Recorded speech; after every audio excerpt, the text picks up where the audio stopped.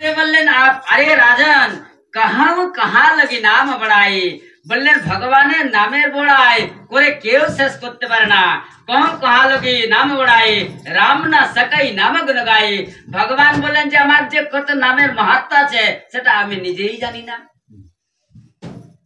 তো আজ ওই পুতনার শরীরটা যে 18 কোষ ছিল আর কি করেছেন তাকে খন্ড খন্ড করে নিয়ে আর চিতা তৈরি করলেন আর যখন জ্বালাতে লাগলেন তখন তার দেহ থেকে একটা সুগন্ধ বার হতে লাগলো মহারাজ পরীক্ষিত জিজ্ঞাসা করলেন বললেন এর দেহে সুগন্ধ হওয়ার কারণ কি এর তো দুর্গন্ধ হওয়া দরকার কারণ এ রাক্ষসী ছিল এ মাংসাহারী ছিল মরা পশুকে ভোজন করতেন এর তো দুর্গন্ধ হওয়ার দরকার কিন্তু এর সুগন্ধ কোথা থেকে হলো বললেন আরে রাজন जासु नाम सुमिरत एकबारा जार नाम एक बार सुमिरन करते गले ए भवरूपा समुद्र ओना आसे तरन तारण হয়ে থাকে आज সেই পুতনা গোবিন্দকে আমার কোলে নিয়েছেন তাকে স্তনপান করিয়েছেন তিনি কি আর রাক্ষসী আছেন নাকি তিনি তো মহান দেবী হয়ে গেছেন কারণ পুতনার পরে যে গতিটা হবে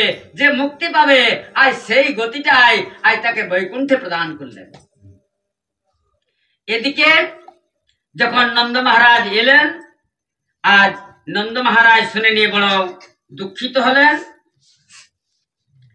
সুখদেব বললেন সন পরীক্ষিত এইভাবে ভগবান যখন মানে তার অন্নপ্রাশন হতেছিল সেই সময় শকটাসুর এসেছিলেন আর শকটাসুরের ভগবান মানে শকটাসুরকে কল্যাণ করে দিয়েছিলেন সুখদেব বললেন পরীক্ষিত ভগবানের যখন 1 বছর বয়স সেই সময় তৃণাবর্ত তাকে হরণ করার জন্য এসেছিলেন এমন ঝড় বাতাস তিনি সৃষ্টি করে দিলেন যে ঘরের থেকে কেউ বার হতে পারছেন না আর সেই অবসরে তৃণাবর্ত গোবিন্দকে উড়িয়ে নিয়ে চলে গেলেন ভগবান তৃণাবর্তের গলা ছেদে ধরে রাখলেন আর বিশ্বম্ভর মূর্তি ধারণ করলেন আর এই তৃণাবর্ত এক পা এগোতে পারলেন না তৃণাবর্ত পড়ে গেলেন তৃণাবর্তের কল্যাণ করে দিলেন সুখদেব বললেন সন পরীক্ষিত এরপরে ভগবান কৃষ্ণ এবং বলরামের 2 বছর হয়েছে আর ভগবান কৃষ্ণের 1 বছর হয়েছে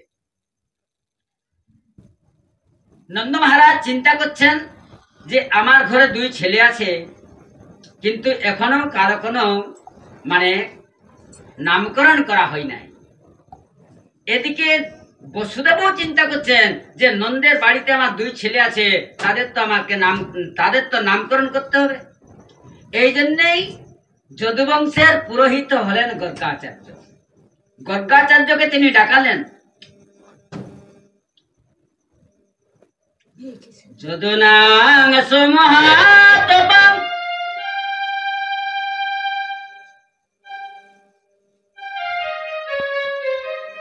গর্গ পুরোহিত রাজনং যদুনাং সুমহাতপং ব্রজং যোগামনন্দস্য বসুদেব প্রচোদিত সুখদেব বললেন সন পরীক্ষিত আজ বসুদেব গর্গাচার্যকে ডাকালেন গর্গাচার্যকে বললেন শুনুন গুরুদেব মানে নন্দের বাড়িতে আমার 2 ছেলে আছে তাদের আপনি নামকরণ করে আসুন তবে একটা কথা আপনাকে বলছি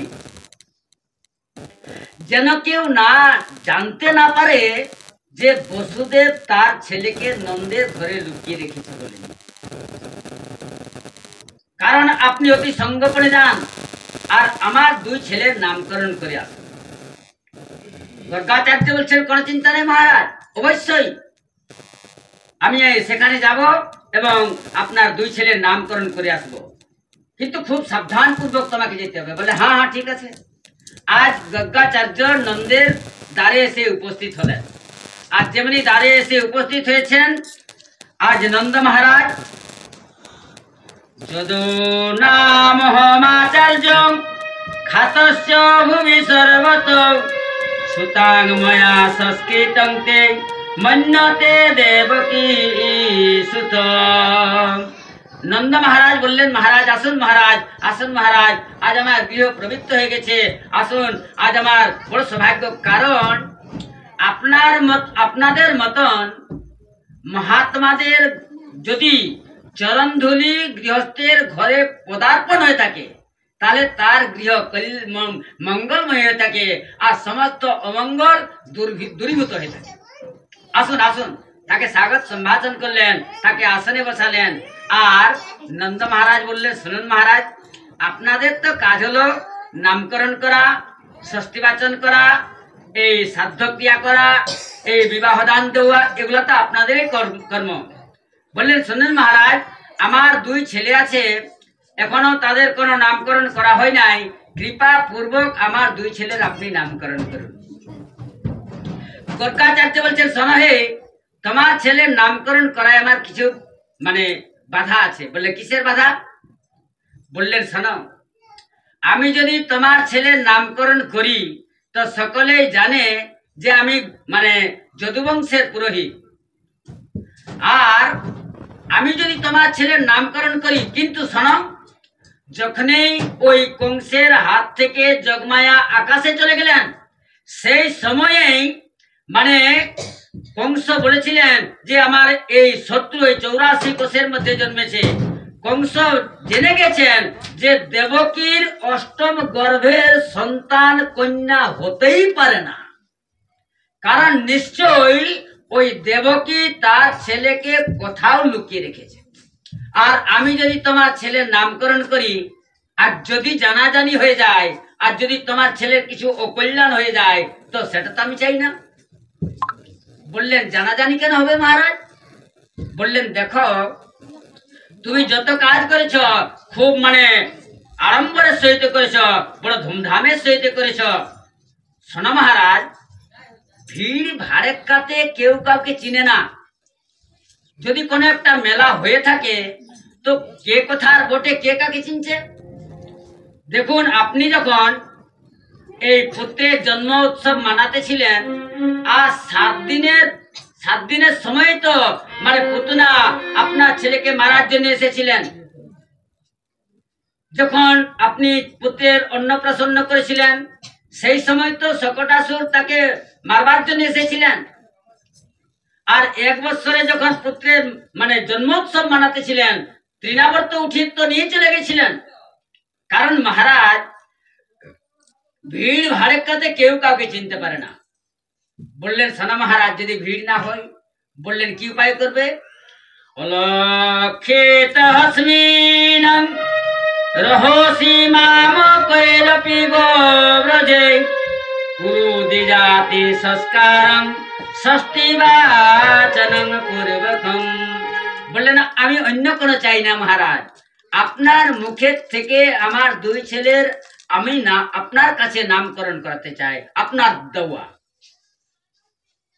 আমাদের যে গোশালাটা আছে, যেখানে 9 লক্ষ গাভী আছে, ওই গোশালার মধ্যে আপনি সঙ্গোপনে আমার ছেলের নামকরণ করুন।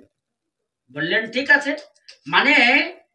তিনি তো নামকরণ করার জন্য এসেইছেন, তো নন্দ মহারাজকে সজাগ করে দিচ্ছেন যাতে এটা কেউ না জানতে পারে, এই জন্য সজাগ করে দিচ্ছেন। এখন বললেন, ঠিক আছে, তোমার ছেলেরাকে নিয়ে এসো, আমি তোমার ছেলেদের নামকরণ করব। নন্দ মহারাজ চলে গেলেন যশোদার কাছে, আর যশোদার কাছে গিয়ে বলছেন, যশোদা, দেখো, আমাদের ঘরে 2 ছেলে আছে, এখনো কারো কোনো নামকরণ করা হয় নাই, কিন্তু তাদের তো নামকরণ করতে হবে। যশোদা বলছেন, কেন মহারাজ? আমার ছেলের তো আমরা যখন যে সময় অন্নপ্রাশন হয়েছিল, ব্রজবাসীরা তো আমার ছেলের নামকরণ করেছে, তাহলে কি দরকার আছে? বললে, সনাদেবী, তুমি যে কথাটা বলছো তা ঠিকই, কিন্তু একটা কথা তোমাকে বলছি, আমি তো ছেলেদের কল্যাণ চাই। কারণ এই গর্গাচার্যের মুখের থেকে যদি আমার ছেলের নামকরণ হয়ে থাকে, তো তারা ভূত ভবিষ্যৎ বর্তমান জানেন, তাহলে ছেলের আমাদের সবসময় তাদের কল্যাণ হবে। এই জন্যেই। আর শোনো, উনি কোন অনেক বড় জ্যোতিষী বটেন, আরে ভূত ভবিষ্যৎ জাননেওয়ালা। আর জানেন কে বটেন? বললেন, গর্গাচার্য। বললেন, শোনো, এক কথা আমাকে বলছি, এই কথাটা যেন কাউকে বলো না। বললে, না না, বলার তো দরকার নাই, কিন্তু আপনি কি বললেন, কি নাম যেন বললেন? বললেন, গর্গাচার্য। বললেন, উনি ভূত ভবিষ্যৎ বর্তমান জানেন? বললে, হ্যাঁ। বললেন, ঠিক আছে। আজ রোহিণীকে যশোদা বলছেন, দিদি, এই যে বাবা জ্যোতিষী আমাদের এখানে এসেছে, এমনি ঠকবার জ্যোতিষী বটে না সত্যিকারের জ্যোতিষী বটে, তাকে তো পরীক্ষা করতে হবে। রোহিণী বলছেন কিভাবে পরীক্ষা করা যাবে? বললেন এক কাজ করো, তোমার ছেলেকে আমি কোলে নেব। কে কে ওটা তো জলটা বন্ধ করে দাও তো।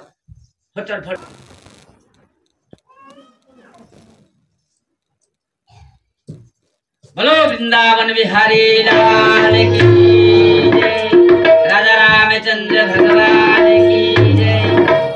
রোহিণীকে বলছেন সোনা দিদি, তুমি আমার ছেলেকে নিয়ে বসবে আর তোমার ছেলেকে আমি নিয়ে বসবো, কারণ আমাদের রঙে রঙে মিলে যাবে। আপনি একটু শালবর্ণ আছেন আর আমার ছেলেও শালবর্ণ, আর আপনার ছেলে গৌরবর্ণ, আর আমার রঙও গৌরবর্ণ, একবার রঙে রঙে মিলে যাবে। কিন্তু বাবা জ্যোতিষীকে তো পরীক্ষা করতেই হবে। বললেন ঠিক আছে। আজ রোহিণী কি করেছেন? কানাইয়াকে কোলে নিয়েছেন আর মা যশোদা মানে রোহিণীর ছেলেকে কোলে নিয়েছেন, আর দুইজন গোশালায় তারা চলে এলেন। আর গর্গাচার্য তিনি যজ্ঞ করছেন আর দুজন তারা বসেছেন।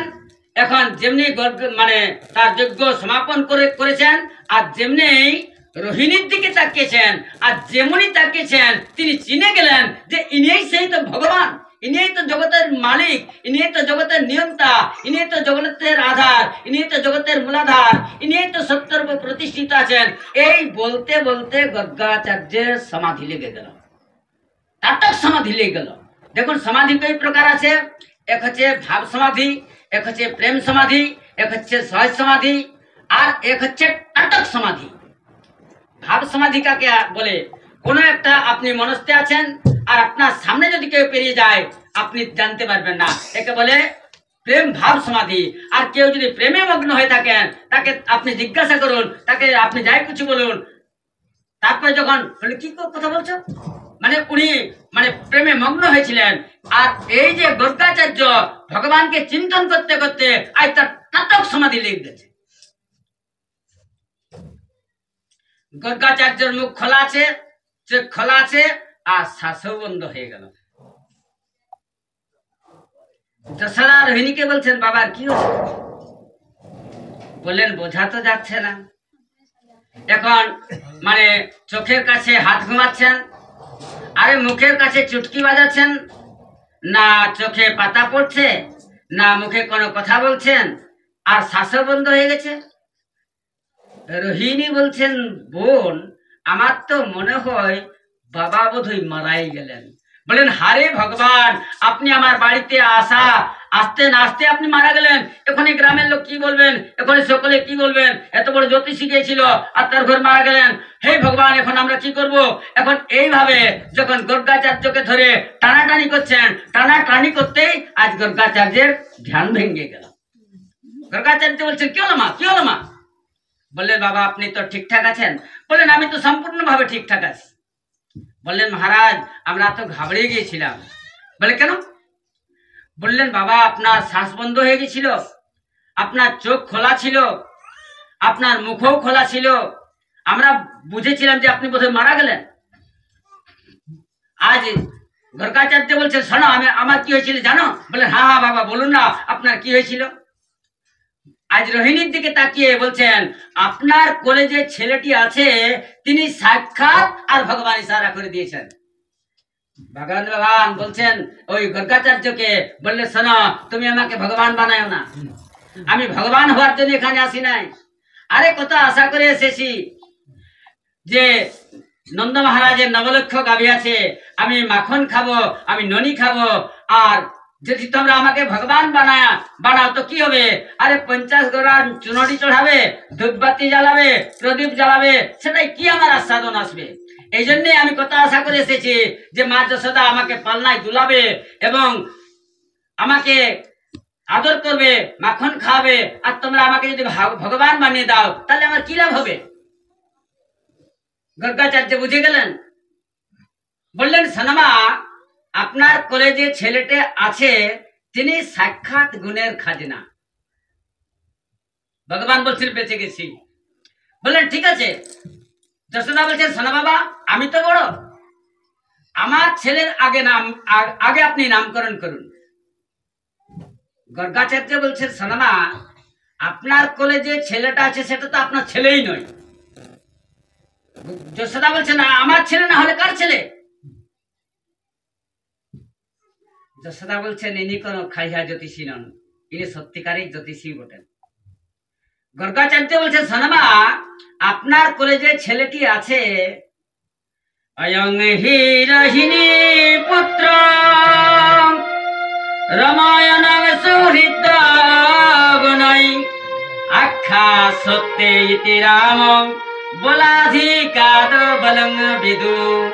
বললেন, সনমা, আপনার কোলে যে ছেলেটি আছে, অয়ং হি রহিণী পুত্র, এ ছেলেটি হচ্ছে রহিণীর পুত্র। যশোদা বললেন, ইনি সত্যিকারের ত্রিকালদর্শী ঋষি বটেন। রোহিণীকে বলছেন, শোনো, তোমার নাম দিয়ে এর নামকরণ করা যাবে। বললেন, হ্যাঁ হ্যাঁ বাবা, তাই হবে। বললেন, এর নাম হবে রাম। যিনি সকলকার মনকে রমণ করেন তার নাম হলো রাম। রামায়ণে প্রমাণ আছে, জয়ন রাম সিন্ধু শিখরাসে শিখরাতে ত্রৈলোক সুপাসে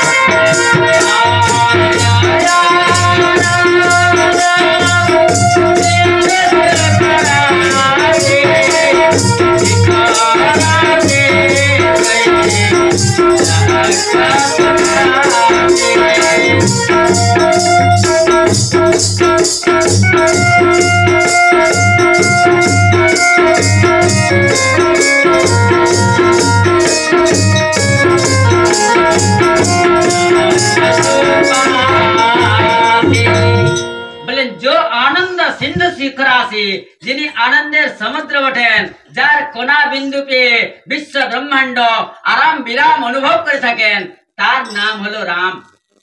আর একটা নাম আছে, এর নাম হবে বলভদ্র। বল মানে পরাক্রম, আর ভদ্র মানে কল্যাণ। যার পরাক্রমে সকলের কল্যাণ হবে তার নাম হবে বলভদ্র। বললেন, সনমা, আর একটা এর নাম আছে। বললেন, আরো নাম আছে? বললেন, হ্যাঁ হ্যাঁ, আমি যা দেখতে পাচ্ছি সে নামগুলো তো আমাকে বলতেই হবে। বললেন, কি নাম আছে বাবা?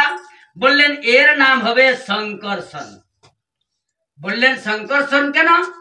বললেন, শোন, এ পূর্বে কারো গর্ভে তিনি ছিলেন, আর তার গর্ভকে আকর্ষণ করে নিয়ে তোমার গর্ভে সঞ্চারিত করেছেন, এই জন্যই এর নাম হবে শঙ্কর্ষণ।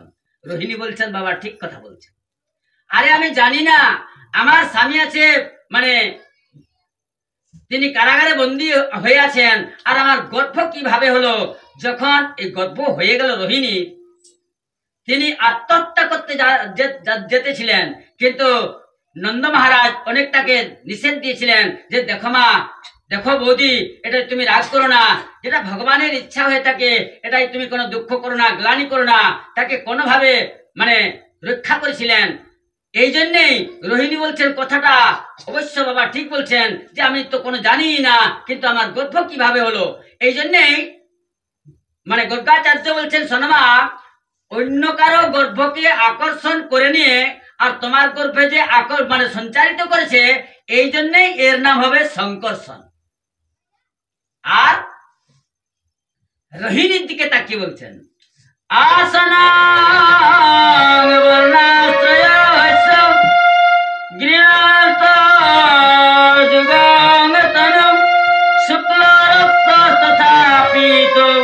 ইদানিং কৃষ্ণ তাঙ্গত। বললেন শোনো, এই যে এই তোমার যে ছেলে, ইনি যুগে যুগে অবতার হয়ে থাকেন। কোন সময় শুক্লবর্ণ, কোন সময় রক্তিমাবর্ণ, কোন সময় মানে পিত্তবর্ণ। ইদানিং কৃষ্ণ তাঙ্গত, এখন কৃষ্ণ রূপে জন্মেছেন, কালো রূপে জন্মেছেন, এই জন্যে এর নাম হবে কৃষ্ণ। আর কৃষ্ণ নাম কেন?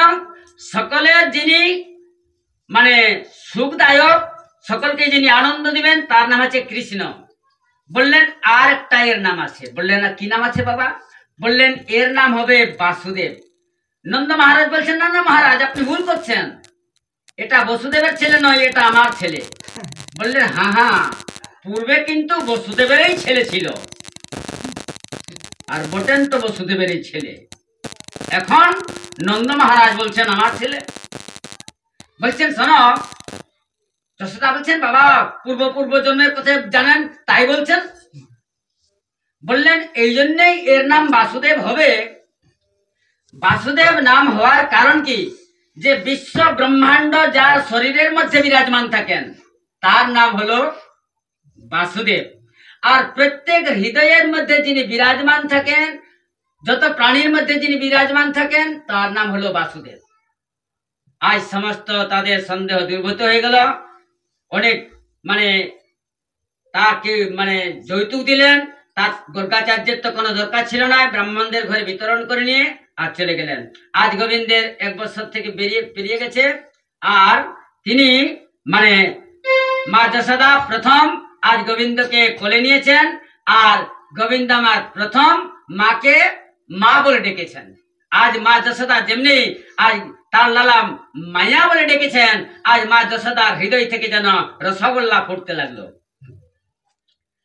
কখনে লাগে মোহন মেয়া মেয়া, কখনে লাগে মোহন মেয়া মেয়া, কহনে লাগে কখনে লাগে মোহন মেয়া মেয়া, কখনে লাগে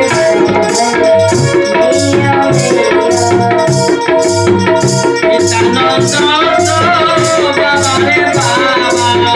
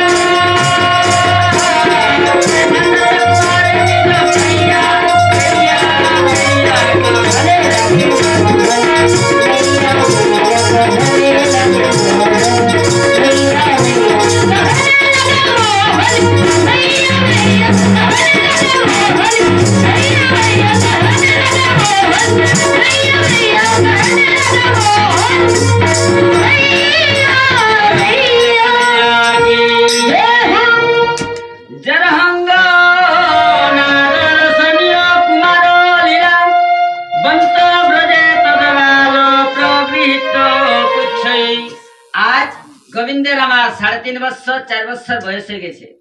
আজ সমস্ত সকল সখাদের সঙ্গে তিনি খেলা করছেন। এমন এমন তিনি খেলা করছেন, কোন সময় অস্ত্র শস্ত্র নিয়ে খেলা করছেন, কোন সময় তিনি আরে যে মানে গরুর সিংহ ধরে দাঁড়িয়ে যাচ্ছেন, কোন সময় অস্ত্র শস্ত্র নিয়ে খেলছেন, কোন সময় যে তীক্ষ্ণ দাঁত আছে তাকে নিয়ে খেলা করছেন। আজ গোবিন্দ এক বাছুরের লেজ ধরে নিয়ে আর তিনি দাঁড়িয়েছেন, আর ওই বৎসটা অত্যন্ত ভীত হয়ে গেলেন, ভয় পেয়ে গেলেন, তিনি দৌড়তে লাগলেন, আর গোবিন্দ আর তার লেজ ধরে রেখেছেন। কোন সময় কানাইয়া পড়ে যাচ্ছেন, আবার উঠছেন, আবার দৌড়তে থাকছেন। এখন ব্রজ গোপীরা আজ লালার এই মানে সকলে দর্শন করতে চলে এলেন, আর ব্রজবাসী যাতে আনন্দ পান, ব্রজগোপী যাতে সুখ পান, গোবিন্দ তাই লীলা করে থাকেন। প্রত্যেক দিন গোবিন্দকে আমার বাহানা করে করে আর ব্রজগোপীরা দেখতে আসতেন। এক গোপী নতুন গোপী ছিলেন, তার শাশুড়ি তাকে মানে দেখতে দিয়েছিলেন না। গোপী চিন্তা করছেন যে কানহাইয়ার কিভাবে তো দেখা হবে, কিভাবে তাকে আমি দর্শন করব। আজ কি করেছেন, ওদের দেখুন ব্রজবাসীদের তো ওদের তো ওই দুধ দই নিয়েই তারা ব্যস্ত থাকেন, তাদের তো পশুই সম্বল। আজ যে দধিমন্থনের ভাণ্ডটা তিনি ভেঙে দিলেন। তার শাশুড়ি এলেন, বললেন এই ভাঁড়টা কে ভেঙেছে? বললেন ওই তো নন্দের লালা এসেছিল আর ভেঙে চলে গেছে। গোপী বলতে তার শাশুড়ি বলছে, দেখো আমি যদি চলে যাই আর রাগের মাথায় যদি কিছু বলি, তাহলে অনেক কিছু কিনা কি আমার মুখের থেকে বেরিয়ে যাবে। তার থেকে তুমি এক কাজ করো, তুমি যাও আর তুমি বলবে যে আমার শাশুড়ি এরকম বলতেছিলেন, এরকম তোমার ছেলে ও আমাদের ঘরে উপদ্রব করে আসছে, এরকম করাটা ভালো নয়। গোপী বলছেন দর্শন তো হয়ে যাবে, একটা তো বাহানা নিয়েই যাচ্ছেন। এক কথা আপনাদের বলছি, মানে মহারাজ দশরথের ঘরেও মানে সত্যনারায়ণ পুজো হয়ে থাকে, আর নন্দ মহারাজের ঘরের মধ্যেও সত্যনারায়ণ পুজো হতেই থাকে। আজ মা যশোদা তিনি ঘুম থেকে উঠেছেন, স্নান করেছেন, আর স্নান করে নিয়ে সত্যনারায়ণ পুজোতে বসেছেন। এদিকে ওই গোপী চলে এলেন, সেখানে গোপীর ভিড় লেগে গেল। যশোদা বলছেন আজ নতুন নতুন বউ আমাদের বাড়িতে দেখা যাচ্ছে।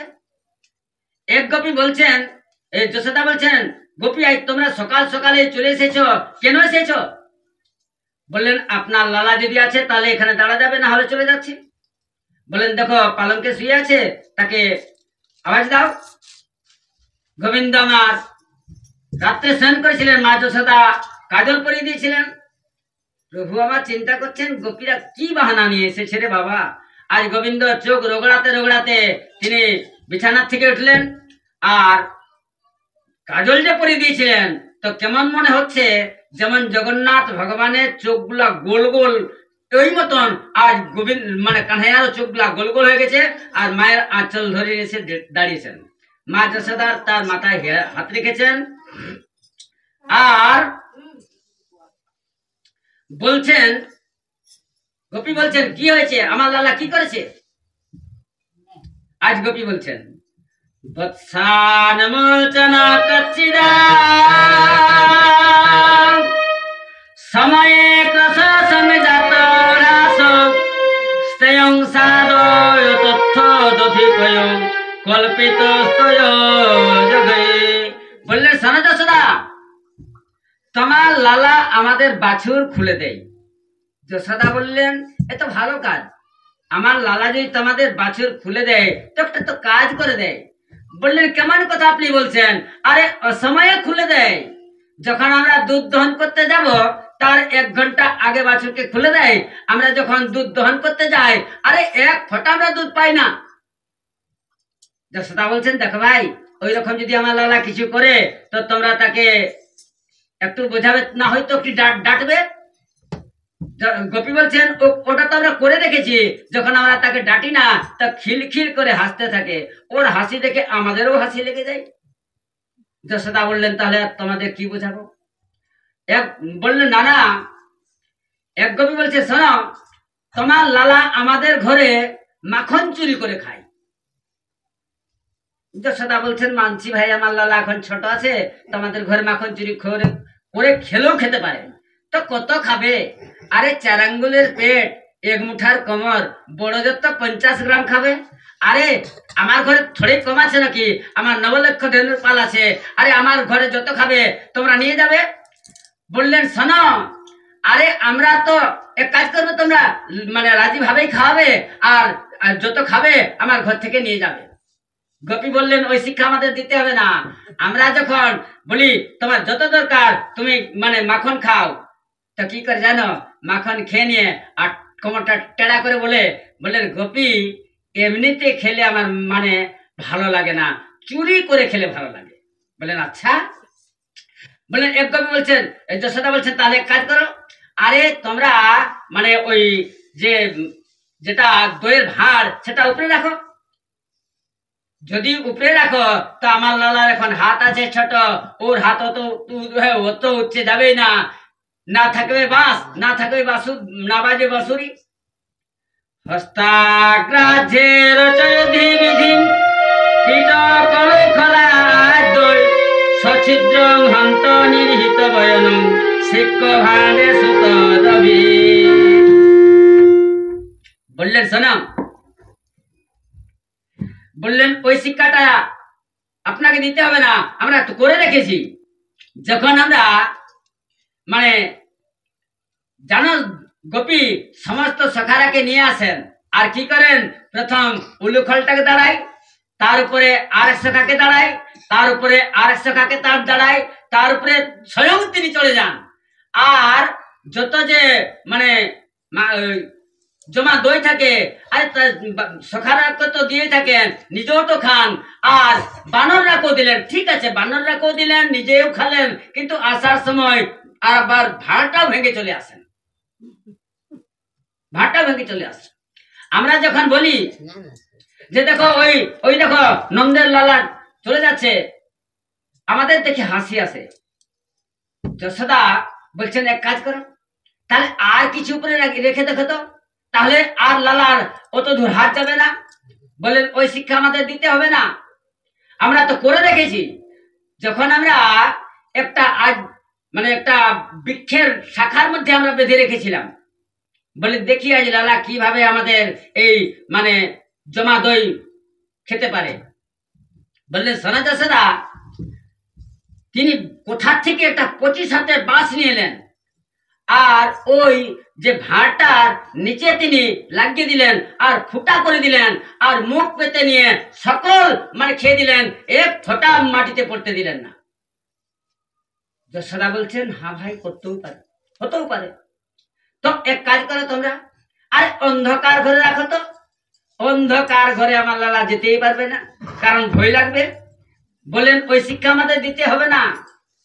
শান্তাগারে ধিতামণিগানম সঙ্গমাত প্রদীপম। বললেন শোনো, তোমার লালাকে যে মতির মালা পরিয়ে রেখেছ, হীরকের মালা পরিয়ে রেখেছ, যেটা আমরা খুঁজে পাই না সেটা পর্যন্ত তিনি খুঁজে বার করেন। আজ মা যশোদা রাগ হয়ে গেল, মতির মালাগুলা খুলতে লাগলেন, হীরকের মালাগুলা খুলতে লাগলেন। গোপীরা বলছেন দেখো তোমাদের খুলতে হবে না। বলে তাহলে কি করব? বললেন আমরা যখন চলে যাব তখন তুমি বুঝাবে যে এইরকম করা ভালো নাই। কিন্তু গোপীরা তো আছেন ভগবানকে দর্শন করার জন্য, দর্শন করার জন্য আছেন। এক গোপী देखे बिनु कान्हा जब मन नहीं माना, इन आँखों से हमने ब्रह्म पहचाना, कृष्ण पदे मन का लगाना, इन गोपियन के ताना, एक उल्हाना केवल बहाना। बहाना नहीं आसेन, कारण ना हले तो आज मेरे आंगना में आओ नंदलाल, आओ गोपाल, दर्शन के प्यासे बेचरिए हैं। हे लाला তুমি আমাদের আঙ্গিনে আসো, তোমার জন্য আমরা মাখন সাজিয়ে রেখেছি, তুমি এসে ভজন করো। এটা তো তারা দর্শনের জন্য আসেন। ওইখানে একজন 50 জনের মানে গোপী দাঁড়িয়ে আছেন। যশোদা বলছেন দিদি তুমি যদি কিছু বলার জন্য এসে তো বলে যাও।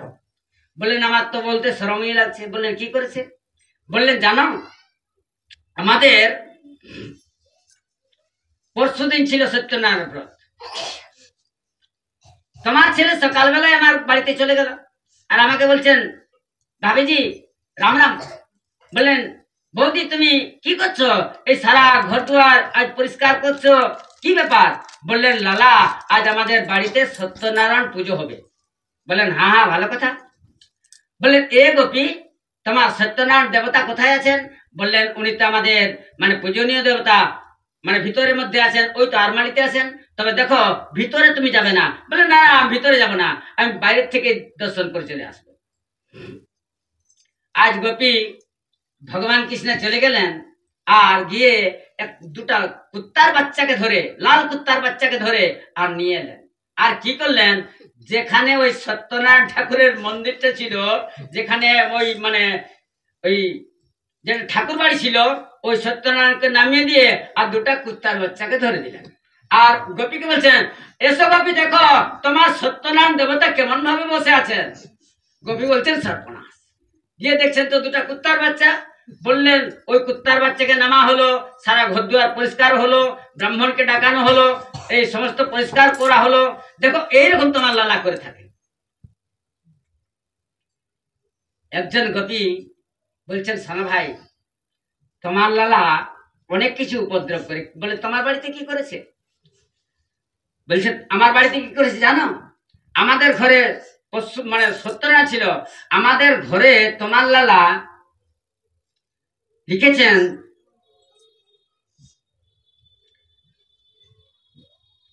খাস্তানু সতী কুরুতে মেহনাদি নিবাস্ত। বললেন আমাদের ঘরে তোমার লালা মলমূত্র পর্যন্ত করে দেয়, কিন্তু জগৎগুরু বল্লভাচার্য দেখলেন যার চিন্ময় শাশ্বত শরীর তার তো মলমূত্র হওয়ার কথা নেই। এই জন্যেই তিনি বললেন যে আমাদের ঘরে হাল্লা করে এবং কুড়া মানে আবর্জনা এনে ঢেলে দেয়, কিন্তু ভগবানকে তো আসলে দর্শন করার জন্য আসেন। ভগবান আজ কৃষ্ণ আজ সখাদের সঙ্গে খেলা করছেন, আর খেলতে খেলতেই গোবিন্দ আমার একটা মাটির ধলা উঠি খেয়ে নিলেন। সখারা বলছেন কি খেলে ভাই? বললেন কিছু না। বললেন মাটি খেয়েছো? বললেন না। বললেন চলো। একদা কিয়মানাসে রামাদ্দা গোপদা কৃষ্ণ মৃদং ভক্ষিত বা নীতি মাত্রে নৈব দয়ম। বললেন সোনামা যশোদা তোমার লালা মাটি ভক্ষণ করেছে। যখনই মা যশোদা শুনলেন যে আমার লালা মাটি খেয়েছে, সা গৃহীতা করে কৃষ্ণ মুরপ্পাল বয়নি আজ সখাদের কাছ থেকে লালাকে খিচে বার করে দিলেন, আর মা যশোদা ধরে রেখেছেন আর বলছেন তুমি মাটি খেয়েছ? গোবিন্দ বলছেন না আমার মাটি খাইনি। ওই তো তোমার সখারা বলছেন, এবং কি তোমার দাদাও বলছে, বলদেবও বলছে। ভগবান কৃষ্ণ বলদেবের কাছে গেলেন, কি দাদা মাটি খাওয়ার কথা মার কাছে প্রকাশ করেছ? বলে হ্যাঁ খেয়েছিস তো।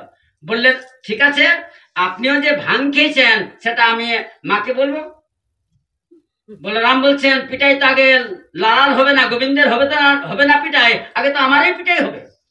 মা যশোদাকে বলছেন শোনমা আপনার লালা আমার সামনে তো কোনোদিন মাটি খাই নাই, যদি অন্য কোথাও খেয়েছে তা আমি জানি না। মা যশোদা বলছেন আমি কারো কথা শুনতে চাই না, তুমি সত্য করে বলো তো তুমি মাটি খেয়েছো কি না খেয়েছো। আজ ভগবান বলছেন মা সত্য কথা বলবো। হ্যাঁ হ্যাঁ সত্য কথা বলো। আজ গোবিন্দ সত্য কথা বলছেন। কি সত্য কথা বলছেন? নহং ভক্ষিতবানম্বে সর্বে মিথ্যাভিসংসিনি যদি সত্য বিরতর্হি সমক্ষ পশ্চিমে মুখম। বললেন মা আপনার কাছে আমি সত্য করে বলছি আমি মাটি খাইনি। বললেন আপনার বিশ্বাস হচ্ছে না? বলে না, তাহলে আপনার কাছে আমি মুখ খুলে দেখাচ্ছি। বললেন হ্যাঁ মুখ খুলে দেখাও। আর যেমনি গোবিন্দ আমার মুখ খুলেছেন, আর গোবিন্দ মুখ খোলা মাত্রই আজ মা যশোদা ওই প্রভুর মুখের মধ্যেই অনন্ত কোটি ব্রহ্মাণ্ড তিনি দেখতে পাচ্ছেন। আরে এই 3 ফুট দেখতে পাচ্ছেন, স্বর্গমর্ত্য পাতাল 3 ফুট দেখতে পাচ্ছেন, 14 ব্রহ্মাণ্ড দেখছেন, তার মধ্যে মর্তলোক দেখছেন, তার মধ্যে সপ্তদ্বীপা পৃথিবী দেখছেন, সপ্ত এই সপ্তদ্বীপা পৃথিবীর মধ্যে এই জম্বুদ্বীপ দেখছেন, জম্বুদ্বীপের মধ্যে এই ভারতবর্ষ দেখছেন, ভারতবর্ষের মধ্যে উত্তরপ্রদেশ দেখছেন, উত্তরপ্রদেশের মধ্যে দেখছেন এই গোকুল, আর গোকুলের মধ্যে আজ মা যশোদা কান ধরে নিয়ে আর কানে একে ধরে রেখেছেন। মা যশোদা অবাক হয়ে গেলেন, এ আমি কি দেখছি? আরে পাহাড় পর্বত নদী নালা। মা যশোদা তো বিস্ময় হয়ে গেলেন। মা যশোদা বলছেন কি, কিং কিং স্বপ্ন এত দূত দেব মায়া কিংবা মদীয় বুদ্ধিবত। মা যশোদা বলছেন এ আমি কি দেখছি? আরে আমার ভ্রম হলো না, আমি স্বপ্ন দেখছি না কোন দৈব মায়া দেখছি? আমার লালার মুখে পুরা অনন্ত কোটি ব্রহ্মাণ্ড দেখতে পাচ্ছি। আরে পাহাড় পর্বত নদ নদী সকল কিছু দেখতে পাচ্ছি। ভগবান চিন্তা করছেন, মাকে তো এই রূপ দর্শন করা আমার উচিত নাই, কারণ আমি তো ঈশ্বরীয় শক্তি দেখাতে তো আমি মায়ের কাছে আসি নাই। আমি তো এসেছি মাধুর্য শক্তির জন্য, মায়ের কাছে আদর পাবো, মা আমাকে দুলার করবে, এটা তো মায়ের কোনো দরকার নাই। সঙ্গে সঙ্গে ভগবান বৈষ্ণবী মায়াকে ফেরত ডাকলেন। ইত্থং বিদিত তত্তায়ং গোপিকায়ং চ ঈশ্বরং বৈষ্ণবী বেতরং মায়াং পুত্র স্নেহময়ী বিভু।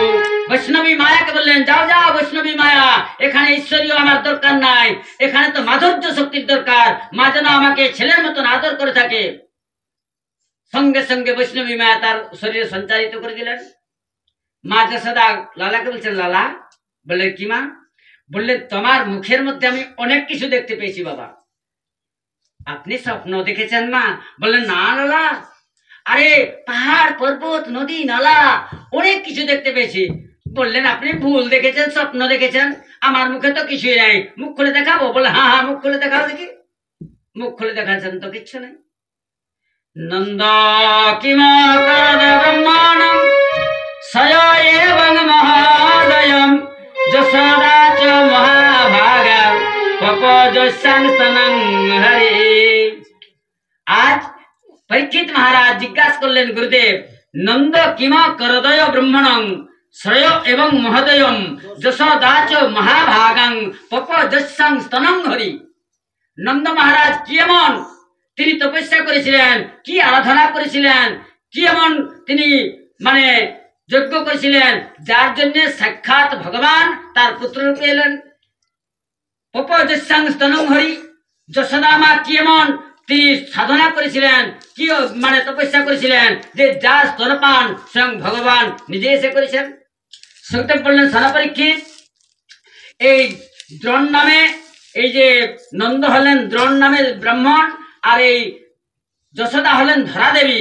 ভগবানকে পাওয়ার জন্য অনেক তারা সাধনা করেছিলেন, অনেক কষ্ট স্বীকার করেছিলেন, নিজের স্তন বন্ধক রেখে নিয়ে আর ভগবানকে সেবা করেছিলেন, যার জন্য ভগবান সেই সময় তারাকে আশীর্বাদ করেছিলেন, যে বললেন শোনো মা, আপনি যে স্তন মানে বন্ধক দিয়ে আপনি রেখে আপনি আমাকে যে সেবা করালেন, আপনি বলুন আপনি কি চান। বললেন আপনাকে আমি স্তনপান করাতে চাই। তখনই ভগবান বলেছিলেন, যাও আমি তো আপনার স্তনপান করব। আর এই দ্রোণ ব্রাহ্মণকে বললেন, আপনার পুত্র রূপে আমি পৃথিবীর মধ্যে জন্মগ্রহণ করব, গোকুলের মধ্যে জন্মগ্রহণ করব, আপনি আমাকে পুত্র রূপে পালন করবেন। তারাই এসেছিলেন। একদা গৃহদাসিষু যশোদা নন্দ গৃহিণী কর্মাতরে নিযুক্তাসু নির্মাথনং শয়ন দধি।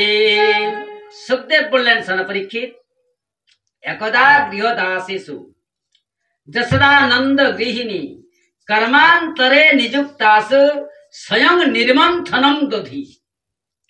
আচ্ছা বলুন তো, নন্দ মহারাজের ঘরে দাস দাসীর তো কম ছিল না, কারণ যেখানে নবলক্ষ ধেনুর পাল আছে সেখানে তো কমসে কম 5000 চাকরের দরকার রাখেই।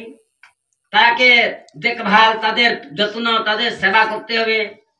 আর এই যে নবলক্ষ গাভীর পাল আছে, তাদের দহন করার জন্য কমসে কম 1000 চাকরানির দরকার।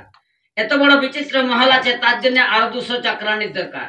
তো এই জন্য বলেন একদা গৃহ দাসীসু, এটা হচ্ছে বহুবচন। একদা গৃহ দাসীসু যশোদানন্দ গৃহিণী কর্মান্তরে নিযুক্তাসু স্বয়ং নির্মন্থনম দধি। আজ মা যশোদা সকলকে তিনি নিজ নিজ কার্যের দায়িত্ব দিয়ে আর স্বয়ং নির্মন্থনম দধি, লালাকে যে মাখন খাওয়াবেন বলে নিয়ে আজ তিনি স্বয়ং নিজে দধি মন্থন করছেন। ভক্তি আছে তিন প্রকার। এক হচ্ছে জানি জানি গীতানি চ তদালোচরিতানি চ দধি নির্মথন কালে স্মরন্তি তৈণ গায়ক। মানে মনসা বাচা কর্মণা, মনও ভগবানের ভক্তি হয়, বচনের দ্বারাও ভগবানের ভক্তি হয়, আর শারীরিক পরিশ্রম করে নিয়েও ভগবানের ভক্তি হয়। মনে কেমন ভগবানের ভক্তি হয়? মনে ভগবানকে স্মরণ করাটা ভক্তি নয়। মনে মনে ভগবানকে স্মরণ করুন, এটা আছে মনের ভক্তি। ভগবানের নাম গুণগান করুন, এটা আছে বাণীর ভক্তি। আর শরীর দিয়ে ভগবানের সেবা করো, এটা আছে শারীরিক শক্তি। এই মনসা বাচা কর্মনা তিনটার মধ্যে যদি একটাও করে থাকেন তবু ভগবানকে পাওয়া যায়। আজ মা যশোদা সংসারের মাতাকে শিক্ষা দিচ্ছেন যে আমার ঘরে এত চাকর চাকরানি থাকা সত্ত্বেও আমার লালাকে আমি নিজের হাতে সেবা করছি। মায়ের যদি অভিলাষা থাকে যে আমি বুড়ো হওয়ার পর ছেলে যেন আমাকে সেবা করে, তাহলে মায়ের কর্তব্য কি বটে বলুন তো? মাতার কর্তব্য হলো যে বাল্যকালের থেকে ছেলেকে নিজের আয়ত্তে রাখতে হয়। তাকে নিজের হাতে স্নান করাতে হবে, নিজের হাতে বেশবিন্যাস করাতে হবে, নিজের স্তনপান করাতে হবে, নিজে তাকে মানে সেবা করতে হবে। এটা হচ্ছে মায়ের কর্তব্য।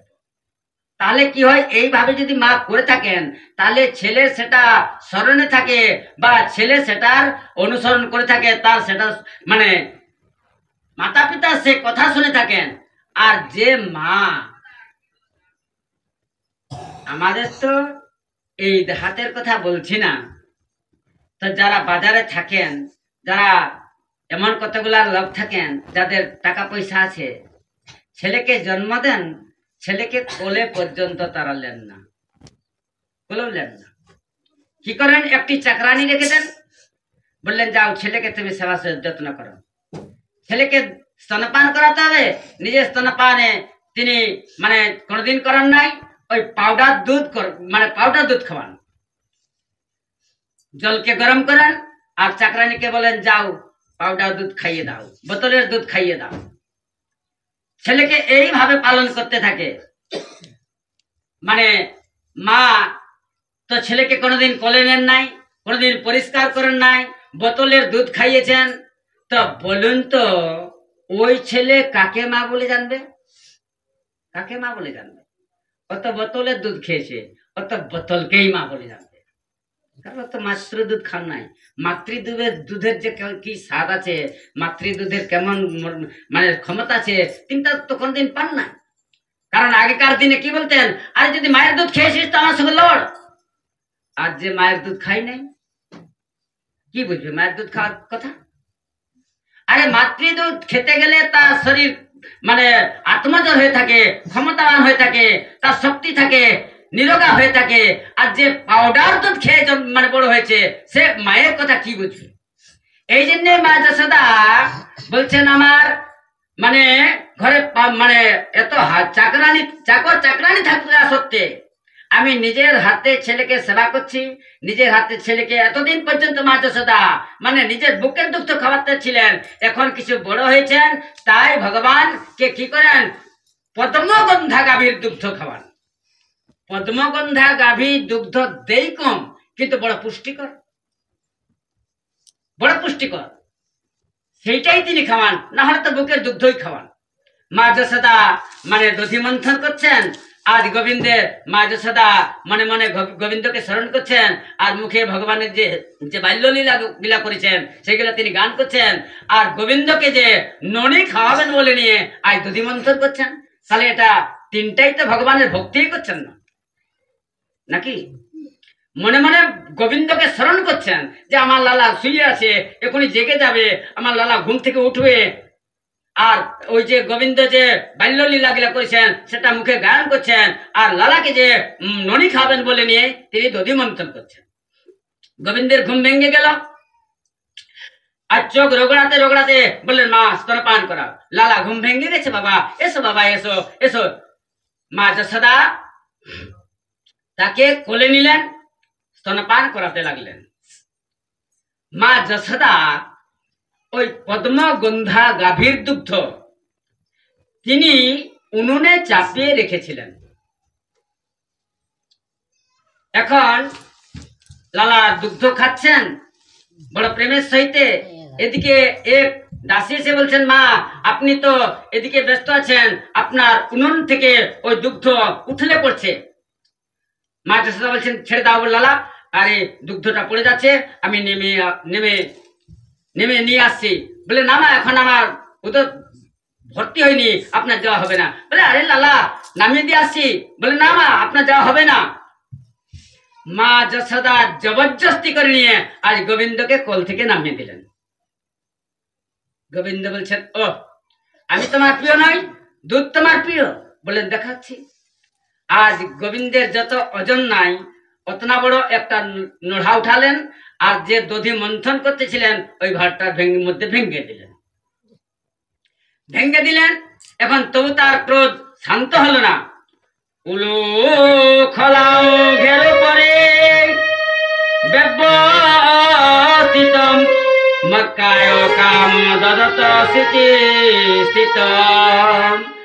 আজ গোবিন্দ কি করছেন, ভিতরে চলে গেলেন, ভিতরে গিয়ে যত ওই ভাড়ে দুধ দই ছিল সেগুলো ভেঙে দিলেন, আর শিকার মধ্যে যে মানে ওই জমা দুধ রাখা ছিল সেগুলোকে কি করলেন একটা উলুখোলের মধ্যে চড়ে নিয়ে আর বানরদের দিতে লাগলেন, আর মাতার দিকেও তাকিয়ে আছেন। কারণ এটা অপরাধ করছেন যে মা না আমাকে মারধর করেন, মাতার দিকেও তাকাচ্ছেন আর বানররাকেও দিচ্ছেন। মা যশোদা চলে এলেন ওই দুগ্ধ নামিয়ে, সেখানে অনেক বালকরা ছিলেন, তো দেখছেন যে ভাতটাতে তিনি দধি মন্থন করতেছিলেন সেটা সেই ভাতটা ভেঙে গেছে। মা যশোদা জিজ্ঞাসা করলেন, বলে আরে বালক এই ভাতটা কে ভেঙেছে? বললেন আপনার লালা ভেঙেছে। বলে কোথায় সে চলে গেল? বললেন দেখুন ভিতরেই আছে। মা যশোদা দেখছেন যে ভিতরে উনি যত ভাত ছিল সেগুলা ভেঙে দিয়েছেন। আরে মা যশোদার ভাড়ের কম ছিল নাই, কিন্তু মা যশোদা চিন্তা করছেন ছেলেটি যদি এই প্রথম থেকেই যদি আমাদের কথাবার্তা না শুনে তাহলে তো মুশকিল হয়ে যাবে। এই জন্য মা যশোদা কি করলেন একটা ছড়ি নিলেন হাতে, আর যেন কত রাগ করে মানে গোবিন্দের দিকে চলে যাচ্ছেন। হ্যাঁ এত নষ্ট করে দিয়েছে, আজ কোথায় আছে লালাকে দেখছি, আজ কোথায় আছে লালাকে দেখছি। গোবিন্দ দেখেছেন যে মা যশোদা তো ছড়ি নিয়ে আসছেন, আজ গোবিন্দ আজ ওই উলুখল থেকে নেমে আজ জটপট তিনি দৌড়তে শুরু করেছেন। আজ মা যশোদা মানে গোবিন্দ মা দৌড়ছেন আর মা যশোদাও দৌড়ছেন। তো আচ্ছা বলুন তো 3.5-4 বছরের ছেলে যত দৌড়তে পারবে, মা যশোদার বয়স হয়ে গেছে এবং স্থূলাঙ্গী ছিলেন, তিনি কি তার সঙ্গে দৌড়ে মানে এটা তো পারবেন? এই জন্যেই মা যশোদার শরীর একদম ঘর্মাক্ত হয়ে গেছে। মা যশোদার মাথার মধ্যে কবরী ছিল, আর সেই কবরীর ফুলগুলা একটা একটা পড়ে আর মা যশোদার চরণে পড়তে লাগলো। মহারাজ পরীক্ষিত জিজ্ঞাসা করলেন, বললেন ওই ফুলগুলা মা যশোদার চরণে পড়ছে কেন? আজ ওই সুখদেব বললেন সানা পরীক্ষিত ওই ফুলগুলা চিন্তা করছে যে যশোদার মাস্তকের উপরে থাকার আমরা যোগ্য নই। আরে যে পূর্ণব্রহ্ম ভগবানকে ধরার জন্য দৌড়ছেন, আরে তার মস্তকের উপরে কি আমরা থাকার উপযোগী বটি? তাই ওই ফুলগুলা ঝরে ঝরে আর মা যশোদার চরণে পড়ছে। মা যশোদা গোবিন্দ বলছেন দাঁড়াও লালা, 1 মিনিট দাঁড়াও বাবা, দাঁড়াও বাবা। বলে না মা আমি দাঁড়াবো না, আপনার হাতে ছড়ি আছে। মা যশোদা বলছেন ছড়িটা ফেলে দিলে তুমি দাঁড়াবে? বললেন হ্যাঁ। মা যশোদা ছড়িটা ফেলে দিলেন। এখন গোবিন্দ আমার মানে দাঁড়িয়েছেন আর মা যশোদা গিয়ে ধরেছেন। বললেন হ্যাঁ আমি এতদিন লোকের কথায় বিশ্বাস করতাম না, যে তুমি অপরের ঘরে এইভাবে চুরি করে খাও, আজ আমার ঘরে নিয়ে তোমাকে সাক্ষাৎ পেয়ে গেছি, আজ তোমাকে আমি দিনভর বেঁধে রাখবো। গোপীরা চলে এলেন, বললেন যশোদা তুমি তো আমাদের কথা বিশ্বাস করো নাই, আজ তো তুমি নিজের চোখে দেখতে পেলে। বললেন হ্যাঁ, আজকে আমি নিজের চোখে দেখেছি, যাও আমার ঘর থেকে রশ্মি নিয়ে এসো, আজ আমি আমার লালাকে বেঁধে রাখবো। তার ঘর থেকে রশ্মি এনে দিলেন। যখন মানে কোমরে আর এই হাতে যখন বাঁধতে যাচ্ছেন, তো 2 আঙ্গুল দড়ি কম পড়ে গেল। বলে যাও রশ্মি নিয়ে এসো। আবার ওই রশ্মিতে জোড়া দিলেন। আবার যখন বাঁধতে যাচ্ছেন, তো 2 আঙ্গুল দড়ি কম পড়ে গেল। বললেন আবার নিয়ে এসো।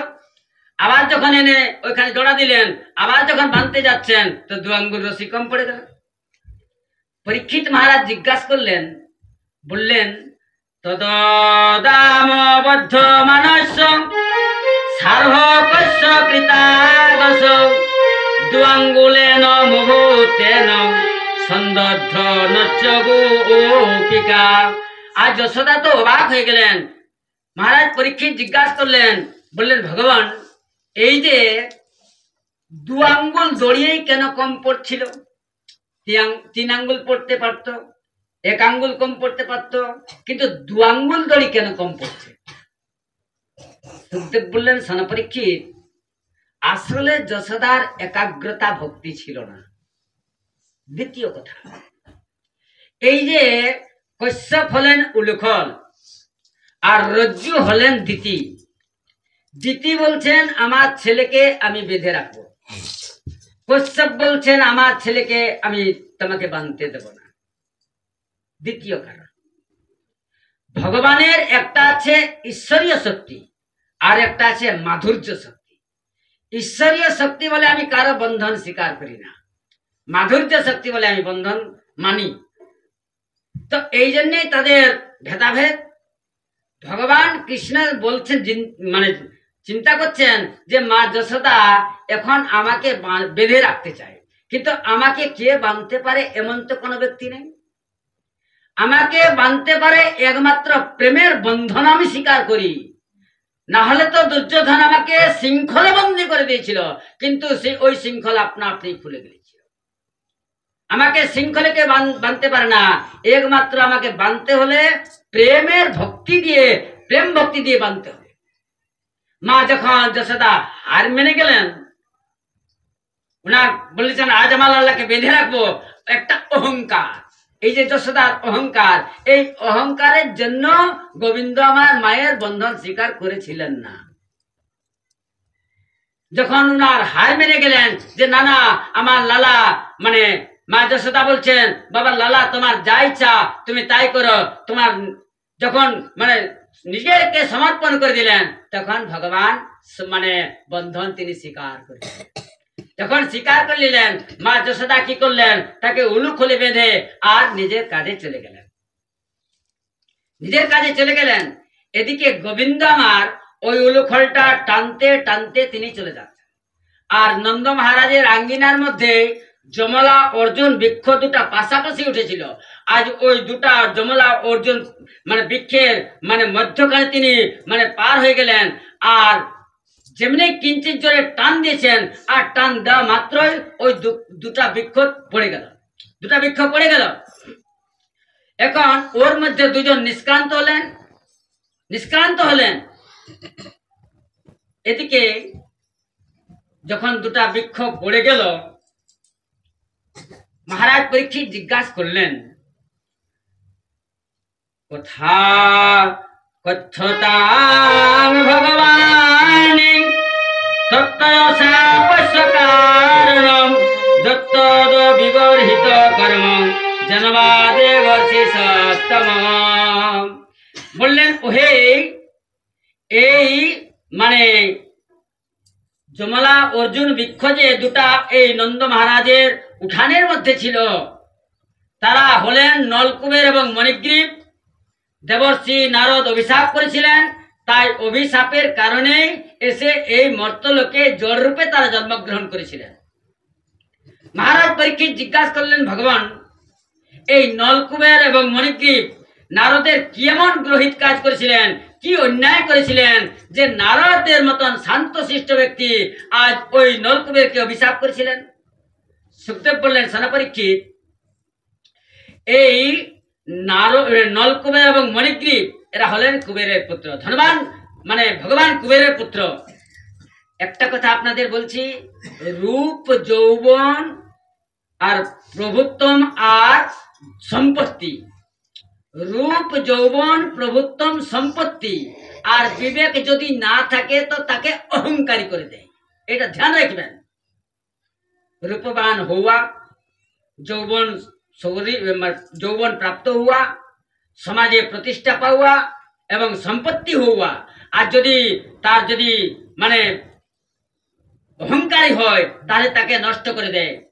অবিবেক যদি থাকে, তো এই যে নলকুবের তারা হলেন মানে কুবেরের পুত্র, ধনবান কুবেরের পুত্র।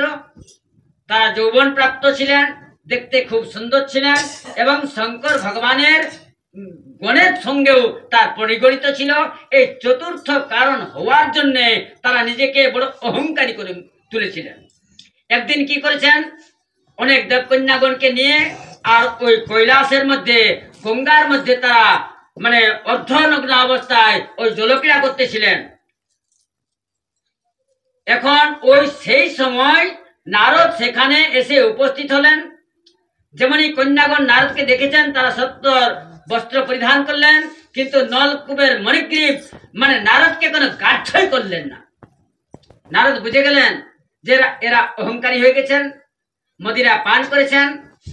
বললেন, এইভাবে দেবতাদের সমাজে যদি এই রকম হয়ে থাকে তাহলে তো এটা অনর্থ হয়ে যাবে।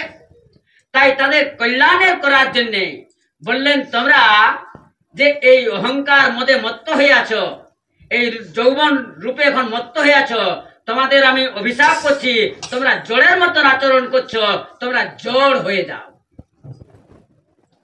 তাই নন্দ মহারাজের উঠানের মধ্যেই ওই দুটা যমলা অর্জুন পাশাপাশি বৃক্ষ মানে এক জায়গায় উঠেছিল, সেটা ভগবান শ্রীকৃষ্ণ জানতেন। তাই তারাকে মুক্ত করার জন্য গোবিন্দ আমার ওই মানে ওই উলুখলটা টানতে টানতে আর তিনি চলে যাচ্ছেন, আর মধ্যখান থেকে নিষ্ক্রান্ত হলেন, আর গাছ দুটি পড়ে গেল, আর সেখানে দুইজন সুন্দর যুবা মানে প্রকট হলেন। ভগবানকে বারবার প্রণাম করে নিয়ে নলকুবের তারা চলে গেলেন। বললেন, প্রভু, আমরা বড় অপরাধ করেছিলাম, এই নারদ আমাদের হিতেই করেছেন, আমরা অহংকারী হয়ে গেছিলাম, আমরা কাউকে মানতাম না। যাই হোক, তিনি আমাদের কৃপা করেছিলেন। অনেক বারবার ভগবানকে স্তুতি করে চলে গেলেন। এদিকে গাছ দুটা যে পড়ে গেছে, নন্দ মহারাজ এই যে গোকুলের সামনেই দেখবেন পাহাড়টা আছে, গোকুলের বগলে যেমন বেলামু গ্রামটা আছে ওই রকম ভাবে পাহাড়টাও আছে, ওই গোকুলের মধ্যে যে পাহাড়টা, ওইখানেই নন্দ মহারাজ মানে গোচারণ করতেছিলেন। যখন শব্দটা শুনলেন তিনি বুঝে গেলেন যে এই শব্দটা নিশ্চয়ই তাহলে গোকুলের মধ্যেই বটে। তারা নন্দ মহারাজ চলে এলেন, তো দেখছেন ও সেখানে অনেক বালক আছেন, আর গোবিন্দেরও ওই উলুখল মানে বাঁধা আছে, আর তিনি টেনে টেনে যাচ্ছেন। সেখানে একটা সকল লোকের সমাগম হয়ে গেল, সকল ঘর থেকে বেরিয়ে এলেন, কারণ বৃক্ষ দুটা পড়ে গেছে, অনেক শব্দ শোনা গেছে। প্রথম তো নন্দ মহারাজ একবার হাসলেন, গোপাল নদোদয় শ্রুতাং দ্রময় পততবরম তত্রা জগৎপরশ্রেষ্ঠ নির্ঘাত ভয় শঙ্কিতা। আজ নন্দ মহারাজ বড় শঙ্কিত হয়ে গেলেন। আজ সঙ্গে সঙ্গে তার উলুখল বন্ধন মুক্ত করে দিলেন এবং কোলে তুলে নিলেন। এদিকে যশোদাকে বলতে লাগলেন, তুমি এইভাবে ছেলেকে তুমি দণ্ড দিয়ে থাকো, এইভাবে তুমি শাস্তি দাও, আমাদের কোনো 10টা না 5টা ছেলে আছে। মা যশোদা গোবিন্দকে কোলে তুলে নিলেন। সুখদেব বললেন, সেনাপরীক্ষিত, যেদিন থেকে এই বৃক্ষ দুটা পড়ে গেছে সেই দিন থেকে নন্দ মহারাজের একটা ভয়ের ছায়া তার মনের মধ্যে উৎপন্ন হয়ে গেছে।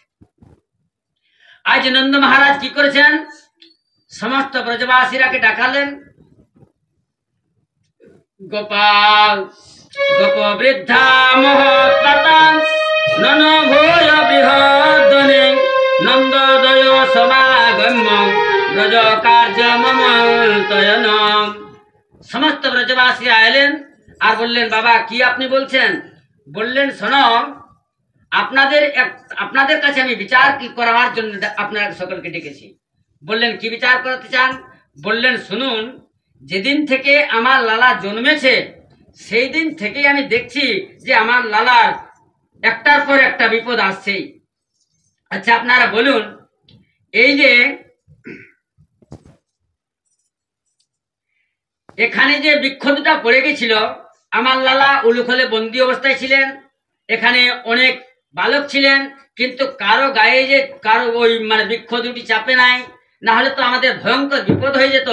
আপনারা সকলে বিচার করে বলুন তো আমাদের কি করা দরকার।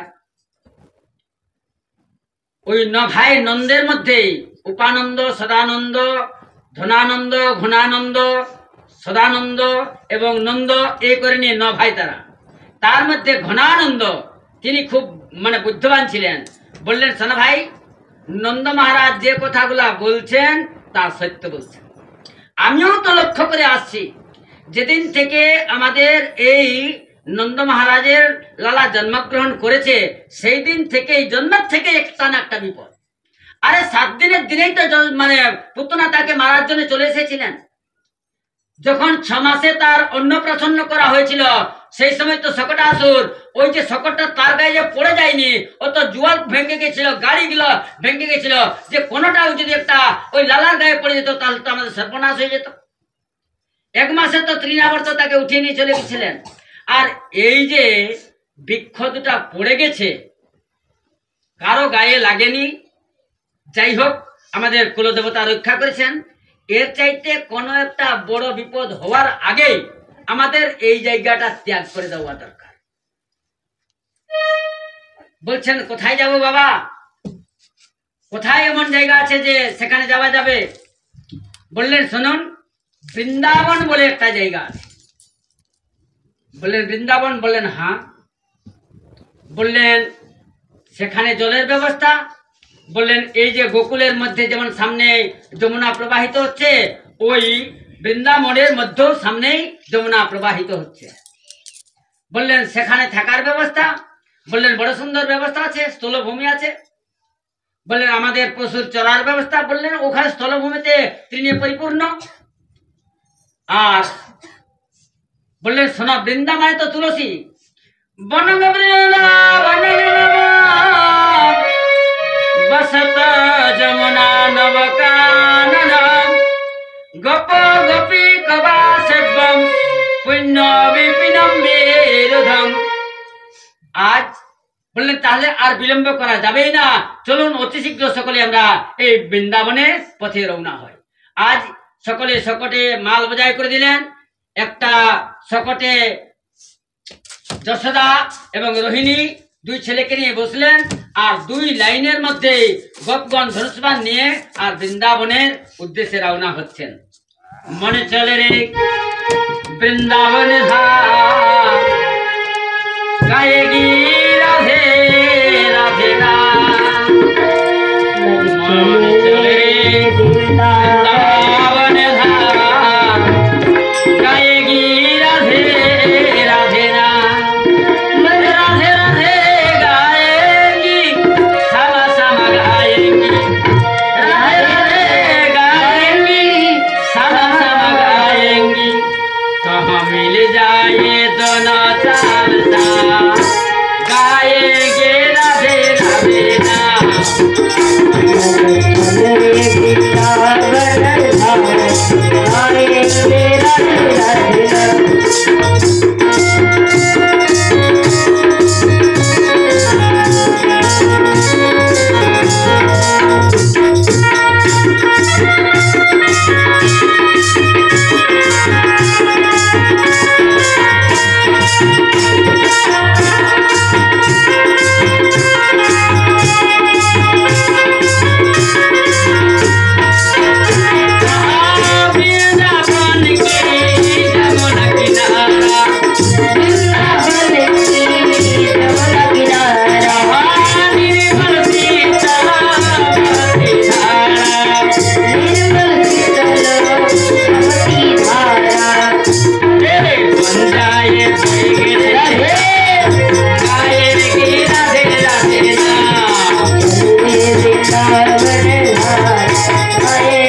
राधे राधे